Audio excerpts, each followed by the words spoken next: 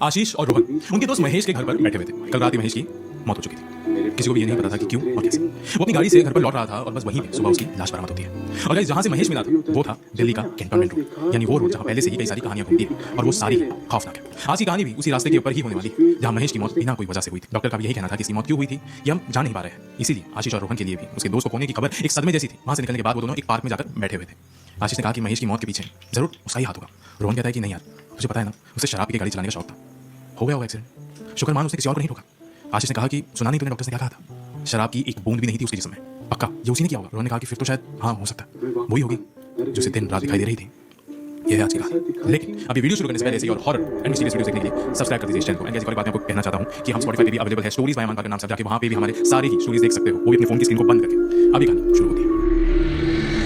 जब वो लोग ये सब कुछ बातें कर रहे थे तब पास ही में बूढ़ी औरत ये सब कुछ सुन के पास आती है। उसे कहा कि मैंने सुना आप लोग क्या बात कर रहे हो, और बुरा भी लगा कि उसके बारे में सुनकर। पर क्या उसकी मौत यही पास वाले कैंटोनमेंट रास्ते पर हुई थी क्या? रोहन ने कहा कि हाँ कल रात को ही। उस बूढ़ी औरत ने कहा कि क्या तुम उस रास्ते की सच्चाई भी जानते हो? आशीष ने कहा कि हाँ, सब बात तो करते हैं कि कोई आत्मा वगैरह घूमती है उधर भटकती है। मैं पिछले एक हफ्ते से यही बोल रहा था कि उसे उसके आसपास वो औरत दिखाई देती है, उसे मारना चाहती है।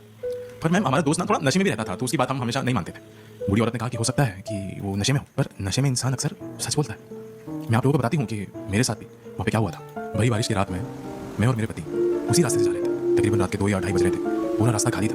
अब हमें पता नहीं था कि टायर पहले से ही पंचर था। तो जब हम रास्ते के बीच पहुंचे गाड़ी वहीं पर रुक गई। मेरे पति गाड़ी से उतरे लेकिन बहुत देर तक अंदर नहीं आए। फिर मैं भी उतर गई। जब मैंने आसपास देखा तो मेरे पति मुझे कहीं पे भी दिखाई नहीं दे रहे थे।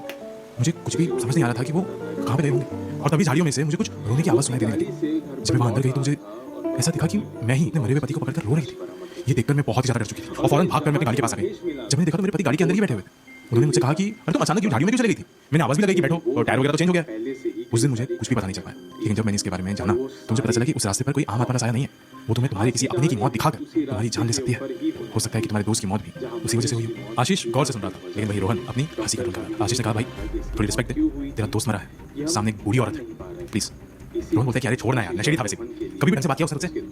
भाई तुझे जानना है ना कि वो किस तरीके से मरा होगा, जाना फिर तू जाना, मुझे नहीं चाहिए सब कुछ, एकदम फालतू बकवास है ये सारी चीजें मेरी, प्लीज मुझे बिल्कुल भी इंटरेस्ट नहीं है इस पर। बस इतना कहकर वो वहाँ से निकल गया। आशीष कहता है कि सॉरी हाँ ये थोड़ा ऐसा ही है, पर मैं चाहता हूँ कि इसी भी इन सारी बातों का दुख है। पर एक चीज़ समझ नहीं आ रही कि अगर मेरे दोस्त को भी इसी प्रेत आत्मा का साया दिखा था तो फिर वो उसके घर पे कैसे दिखाई देती होगी उसको? उस बूढ़ी औरत ने कहा कि बिल्कुल वैसे ही जैसे मुझे कई सालों तक दिखाई दे रही थी। लेकिन अंत में मुझे अपने पति को खोना पड़ा। बेटा ये सारी दुनिया में जब तक तुम किसी अपने को नहीं खोते तब तक वो प्रेत तुम्हारा पीछा नहीं छोड़ते। उस शाम सुना नहीं तूने डॉक्टर्स ने क्या कहा था? शराब की एक बूंद भी नहीं। Stop before you buy this. This exact product would be cheaper on another store. And unless you compare prices, you'd never know.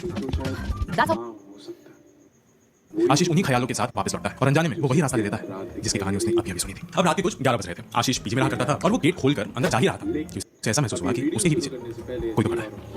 तब उसने मुड़कर देखा, वहाँ कोई भी नहीं था। वो लिफ्ट में ऊपर जा रहा था और उसकी लिफ्ट जाली वाली थी, यानी वो जो अंदर से बाहर आप देख सकते हो एक फ्लोर देख सकते हैं। जब ऊपर जा रहा था तब एक फ्लोर पे उसने एक सफेद साड़ी में लिपटी हुई औरत को देखा। उसे देखते ही उसे सब कुछ याद आ गया और वो लिफ्ट में ही थोड़ा 2 कदम पीछे हो गया। आशीष ने सोचा कि मैंने इतना सारा झेला है कि मुझे शायद वही दिखाई दे रही है। वो लिफ्ट से उतर के उसी फ्लोर पर जाता है, लेकिन अभी वहाँ पे कोई भी नहीं होता। लेकिन वो देख सकता था कि जमीन थोड़ी गीली थी। उसने सोचा कि ठंड का मौसम है, फिर ये कैसे? फिर वो अपने कमरे में जाता है और कुछ देर बाद सोने चला जाता है। कुछ देर बाद उसका फोन बजता है, देखता है तो ये उसका दोस्त रोहन। रोहन बोलता है कि भाई बिल्डिंग के नीचे ही हूँ, आज चल थोड़ा माइंड फ्रेश करके आते हैं। जानता हूँ कि आज का दिन बहुत ज्यादा भारी था। आशीष भी बोलता है कि हाँ यार मैं भी समझ सकता हूँ कि तू भी सपने में है, चल आता हूँ। जैसे आशीष नीचे आया और रोहन को गेट के पास खड़ा देखा, वो फौरन चिल्लाया कि रोहन ये तेरे पीछे कौन है? रोहन फौरन पलटा और देखा पीछे कोई भी नहीं। रोहन ने पूछा कि भाई क्या हुआ, देखो कौन था? आशीष ने कहा कि भाई वो औरत मुझे दिख रही है यार, वो आज 2-3 बार मुलाकात हो चुकी है मेरी उससे। क्या मैं भी मरने वाला हूँ क्या? रोहन बोलता है कि पागल जैसी बात मत कर यार, ऐसा लग रहा है कि तू भी वो महेश वाली स्क्रिप्ट बोल रहा है। तूने भी पीयर किया क्या? ऐसी बातें करता था वो भी। चल जाते। उस रात आशीष रोहन के घर ही सो जाता है, लेकिन सुबह उसकी आंखें एक आवाज के साथ खुलती है, यार तुम मुझे बचाने आओगे ना? आशीष आंखें खोलता है और देखता है कि सुबह हो चुकी है। रोहन सोया हुआ था तो वो निकल जाता है। रोहन के पीछे से जब वो वैसे ही लिफ्ट से नीचे जा रहा था तब उसने वापस से फ्लोर पे किसी को देखा। इस दफा वो उसी का दोस्त महेश था। उसके चेहरे पर लाचारी थी। इस वक्त आशीष ऊपर देखने नहीं जाता, फौरन उसी पार्क में जाता है जहाँ उसे वो बूढ़ी औरत दिखी थी। वो ये सारी चीजें उन्हें बताना चाहता था, लेकिन बहुत रुकने के बावजूद वो बूढ़ी औरत उसने नहीं मिली। सुबह से शाम तक आशीष वहीं पर बैठा रहा, लेकिन उसके बाद वो थका के वहाँ से निकल जाता है। जब वो वापस आ रहा था तब वो कैंटोनमेंट रोड के बाहर ही अपनी बाइक लेके खड़ा रहा। उस वक्त वो पूरा इलाका भरा हुआ था, लेकिन फिर भी आशीष को ऐसा लगा कि जैसे वो अकेला है। वो अंदर जाता है और कुछ देर बाद उसे दूर एकदम दूर एक पार्क गाड़ी नजर आती है। वो सोच में पड़ जाता है कि ये तो महेश की गाड़ी थी। वो वहीं पर रुककर अंदर देखता रहा, तब उसे महेश दिखाई दिया। उसकी सांसें एकदम तेज हो जाती है। जब उसे बैक सीट पर देखा तो उसे वही बूढ़ी औरत दिखाई दी जो कि आशीष के सामने देखकर चुप रहने का इशारा कर रही थी और एक अजीब सी मुस्कान दे रही थी। आशीष शीशा पीटते रहा जैसे कि वो महेश को आगाह करना चाह रहा है, लेकिन वो बूढ़ी औरत महेश पर हमला कर देती है। महेश फौरन दरवाजा खोलता है और जंगल के अंदर चले जाता है और वो बूढ़ी औरत भी महेश के पीछे अंदर चली जाती है। ये सब कुछ देखकर आशीष भी उनके पीछे जाता है। अंदर जाकर वो देखता है कि महेश अकेले बैठा हुआ है।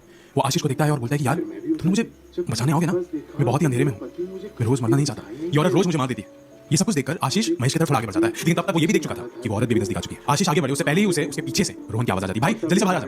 अपने दोस्त की तरफ आशीष आखिरी बार देखता है और उसी के सामने वो औरत महेश को और अंदर लेके चली जाती है। जब आशीष बाहर निकलता है तब इस वक्त वहां सिर्फ उसकी बाइक थी, महेश की गाड़ी कहीं पर भी नहीं थी। रोहन बोलता है भाई सब गड़बड़ है, वो बूढ़ी औरत झूठी है। आशीष ने कहा कि तुझे कैसे पता? रोहन ने कहा कि जब तू कॉल नहीं उठा रहा था तब मैं उसी पार्क पे दोबारा से गया था जहां हम कल बैठे हुए थे, वहाँ एक बूढ़ा आदमी खड़ा था। अब ये सारी चीजें मैं अपने पापा को कॉल पे बता रहा था और तभी वो बूढ़ा आदमी आया मेरे पास कि आप ये किसकी बात कर रहे हो। फिर मैंने उसे सारी कहानी बताई, उस बूढ़ी औरत का जिक्र भी किया। उस बूढ़े शख्स ने कहा कि वो बूढ़ी औरत मेरी पत्नी है जो कि कई सालों पहले वही उसी रास्ते में एक एक्सीडेंट में मारी गई थी। उस शख्स ने उसे बचाने की कोशिश भी की थी, उसके पति ने, लेकिन किसी ने भी उनकी मदद नहीं करी थी। ये बंदा तो बच गया था लेकिन उसकी पत्नी नहीं बच पाई। वो किसी को बूढ़ी दिखाई देती है तो किसी को जवान दिखाई देती है, सामने वाले के मन को वश में कर लेती है और कहानी बताती है। इस रास्ते में कुछ भी ऐसा नहीं है। देख कितनी भीड़ है, अगर खौफ कहीं पर बस चुका है तो वो हमारे मन में है।